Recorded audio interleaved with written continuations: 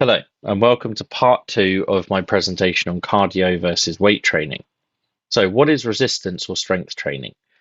Resistance training, also called strength training or weight training, is creating resistance to lift or pull against a force, causing contractions in your muscles to build strength, anaerobic endurance, and size of skeletal muscles. Resistance training is based on the principle that muscles of the body will work to overcome a resistant force when they're required to do so. When you do resistance training repeatedly and consistently, your muscles become stronger. So here's some examples of resistance training, and there's loads that you can do to strengthen your muscles, whether at home or at the gym. So you can use free weights, which is the classic strength training tools such as dumbbells, barbells, and kettlebells. You can use medicine balls or sandbags, which are weighted balls or bags. You can use weight machines, which are devices that have adjustable seats with handles or bars attached, either to weights or hydraulics. You can use resistance bands, which are like massive rubber bands, and these provide resistance when stretched. They're portable and can be adapted to most workouts, and the bands provide continuous resistance throughout a movement.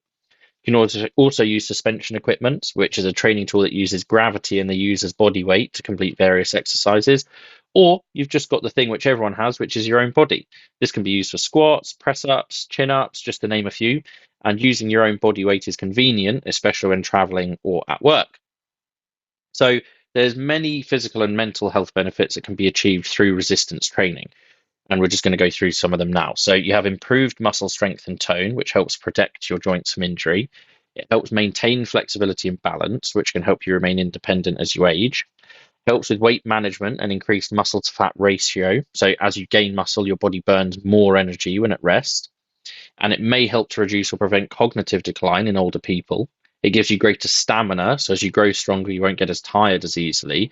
And it helps prevent or control chronic conditions such as diabetes, heart disease, arthritis, back pain, depression, and obesity. And it also helps with pain management. Continued, we've also got improved mobility and balance. We've got improved posture, decreased risk of injury, increased bone density and strength, reducing the risk of osteoporosis. It improves your sense of general well-being. It improves your sleep. It can improve your self-esteem and self-confidence.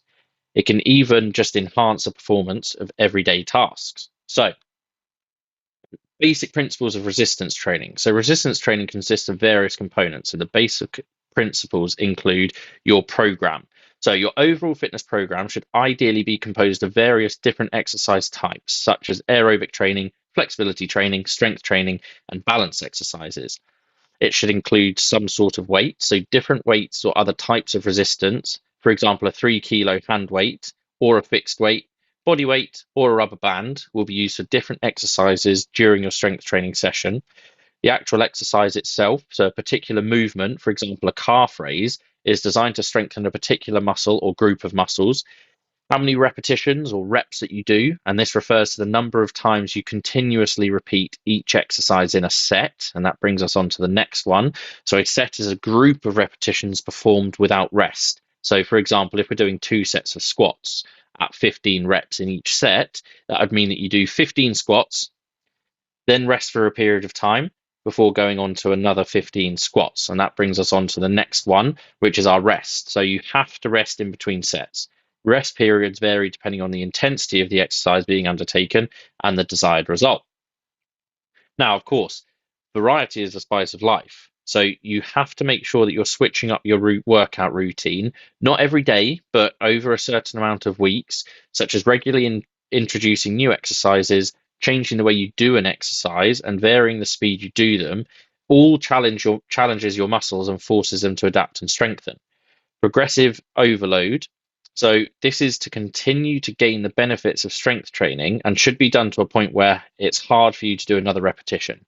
The aim is to use an appropriate weight or resistant force that will challenge you whilst maintaining good technique. Also, regular adjustments to the training variables such as the frequency, duration, exercises for each muscle group, number of exercises for each muscle group, sets, and repetitions all help to make sure you progress and improve. Very, very important is recovery. The muscle needs time to repair and adapt after a workout. A good rule of thumb is to rest the muscle group for up to 48 hours before working the same muscle group again. So usually if you'd worked out your legs on a Wednesday, Don't do it on the Thursday, but do it on the Friday after that. So, aerobic or anaerobic training, and which is the best for weight loss? So, here we put anaerobic and resistance training head to head to give you the verdict on the best way to lose fat and, importantly, keep it off.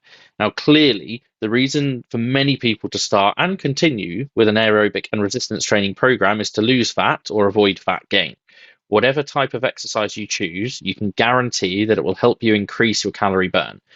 But for when you're looking to drop a few pounds of fat, you want to know which type of exercise is most suitable to help you hit your target. So, aerobic training, some top tips to burn calories. Aerobic training burns calories, full stop.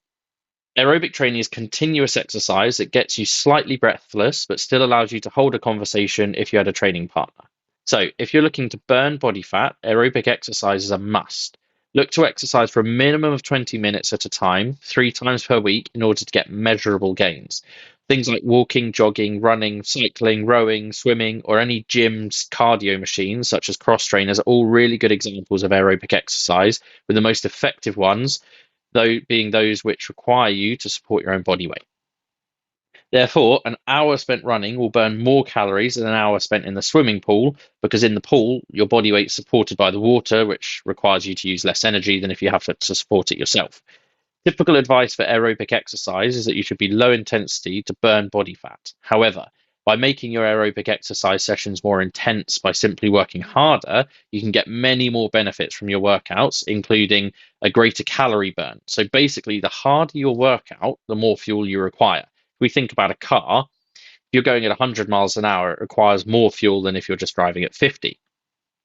You actually get a longer post-exercise calorie burn too.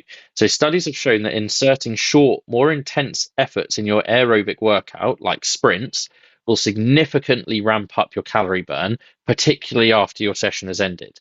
This increased calorie burn can continue for many hours afterwards, which means that you're burning more calories even when you've stopped exercising. It can give you an increased fitness too. So, an equally beneficial byproduct of spicing up your workouts with some short, fast efforts are the fitness improvements that you'll enjoy. By working harder, even for short periods of time, your body will step up to the new challenge and your fitness will increase. So, anaerobic training and calorie burning. Exercising using weights and or your body weight should form an integral part of your fat loss program. 1 or 2 weekly sessions of approximately 45 minutes will bring about noticeable improvements and will complement your aerobic training on different levels. So, some of these include increasing muscle mass. If you have toned muscles, the energy cost of maintaining that muscle mass is greater than that of body fat. Hence, toned muscles give a greater calorie burn even when not exercising, resulting in an elevated metabolic rate all day. So, even when you're asleep. Increasing your muscle mass doesn't mean that you're going to start to look like a bodybuilder. It just means that carrying out a correctly structured resistance training workout will give you the required gains.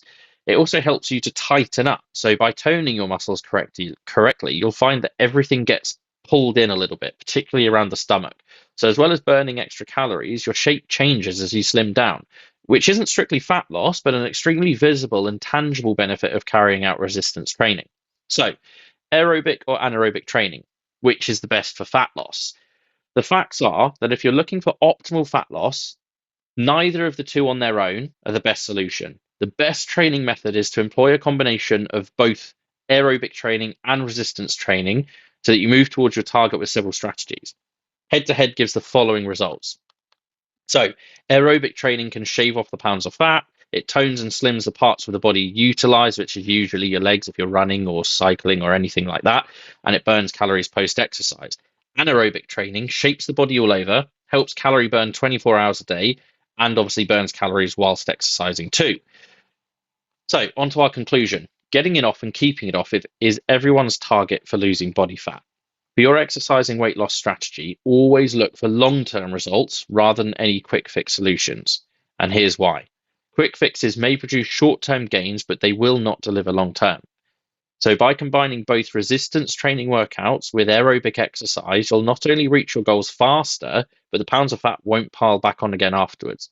In addition to this, you'll feel better, be fitter, stronger, and will develop a fantastic positive lifestyle and good habits that will hopefully bring out benefits for the rest of your life. Now, that has to be worth a few workouts a week, right? So get yourself up and moving no matter what it is that you choose to do. Just get out there and get exercising.